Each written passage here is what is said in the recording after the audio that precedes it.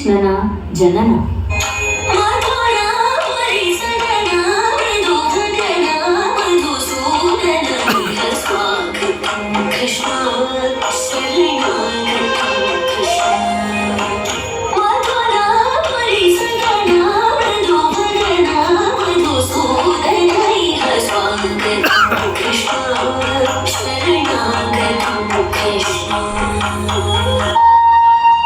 ಶ್ರೀಕೃಷ್ಣನ ಬಾಲ್ಯ.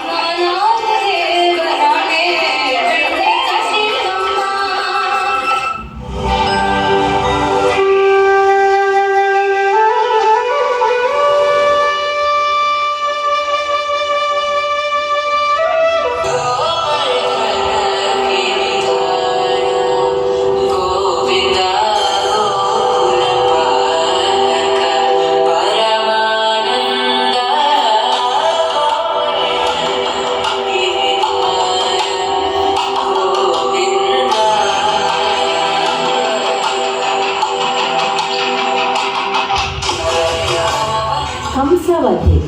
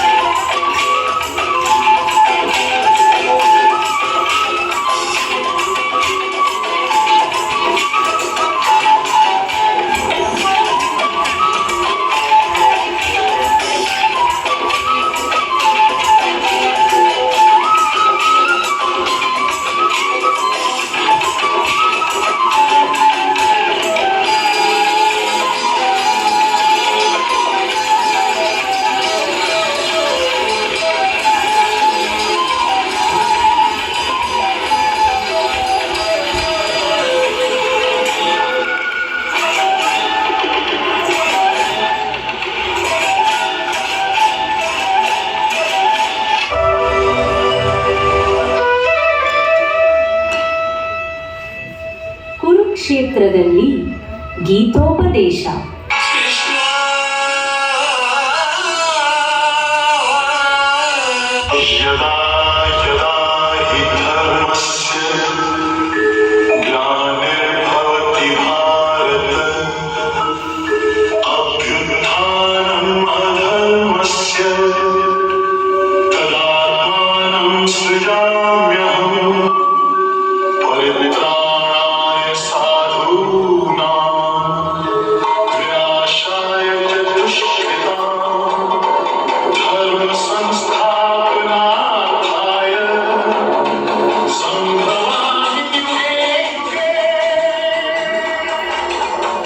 ಕುರುಕ್ಷೇತ್ರ ಯುದ್ಧ ಮುಗಿದ ನಂತರ ಕೃಷ್ಣ ಮತ್ತು ಗಾಂಧಾರಿ ಧೃತರಾಷ್ಟ್ರರ ಭೇಟಿ.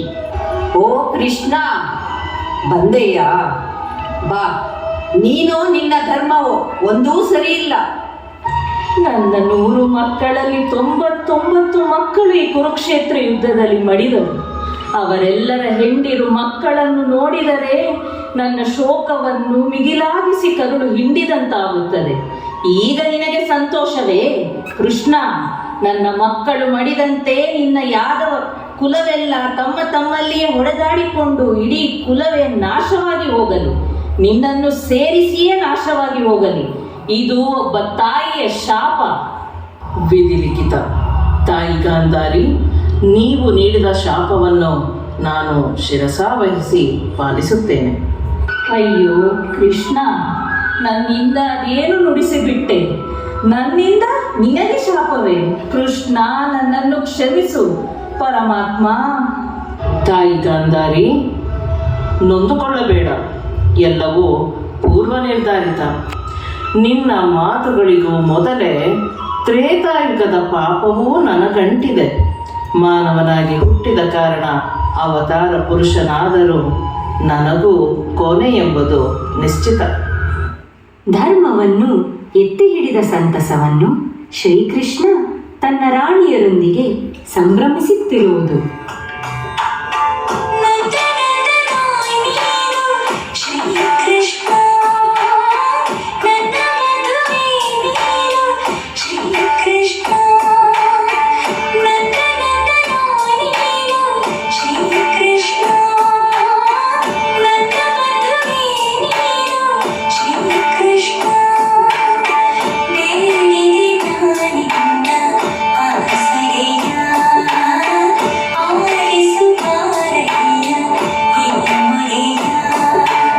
ಶ್ರೀಕೃಷ್ಣನ ಅಂತ್ಯಕ್ಕೆ ಕಡಿವಾಣ ಹಾಕುವ ಪ್ರಯತ್ನದಲ್ಲಿ ದೂರ್ವಾಸ ಮುನಿ.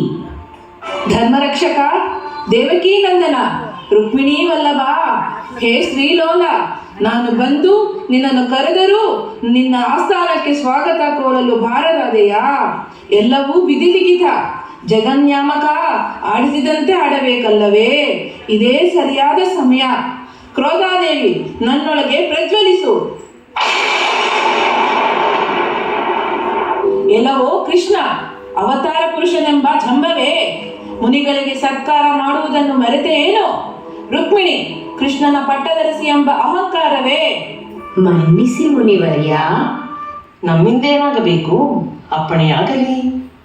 ರುಕ್ಮಿಣಿ, ನಿನ್ನ ಕೈಯಾರೆ ಪಾಯಸವನ್ನು ಮಾಡಿದ. ಸ್ವಲ್ಪ ಪಾಯಸವನ್ನು ಉಳಿಸಿದ್ದೇನೆ ಕೃಷ್ಣ. ಇದನ್ನು ನಿನ್ನ ಶರೀರ ಪೂರ್ತಿ ಹಚ್ಚಿಕೊಂಡು ನನ್ನನ್ನು ರಥದಲ್ಲಿ ಕುಳ್ಳಿರಿಸಿ ಕುದುರೆಯ ಬದಲಿಗೆ ನೀನೇ ಆ ರಥವನ್ನು ಎಳೆಯುತ್ತಾ ರಾಜಬೀದಿಯಲ್ಲಿ ಪರಿಕ್ರಮಿಸು. ಸ್ವಾಮಿ, ತಮ್ಮ ಚಿತ್ತ ಮುನಿವರ್ಯ. ಯಾರಲ್ಲಿ? ಚಾವಟಿಯನ್ನು ತನ್ನಿ.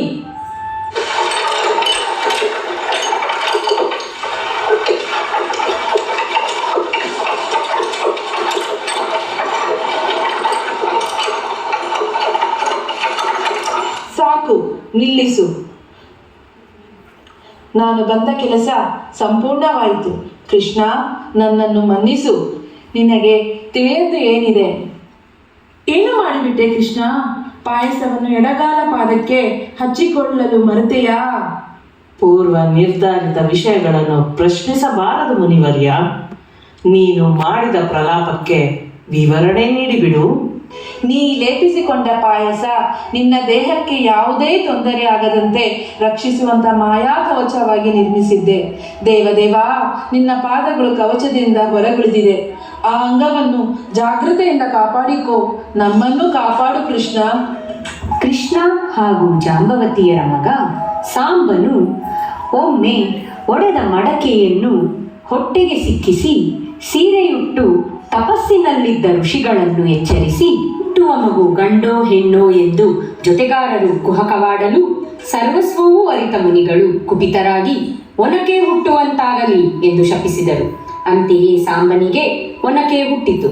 ಇದರಿಂದಲೇ ಅಪಾಯವೇನೋ ಎಂದು ಅದನ್ನು ತೆಯ್ದು ಗಂಡವನ್ನು ಸಮುದ್ರಕ್ಕೆ ತೇಲಿಬಿಡಲಾಗಿ ಸಮುದ್ರವು ಅದನ್ನು ದಡಕ್ಕೆ ಸೇರಿಸಿತು.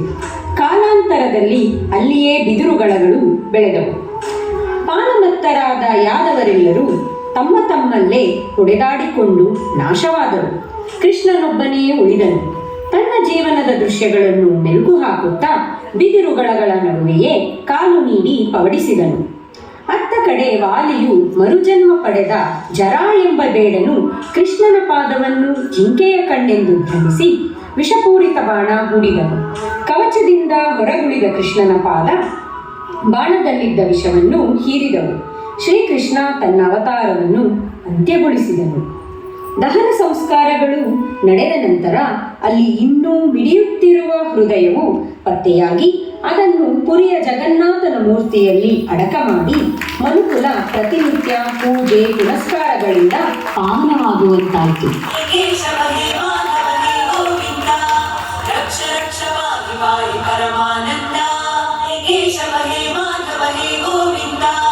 रक्ष रक्ष पाहि पाहि परमानन्द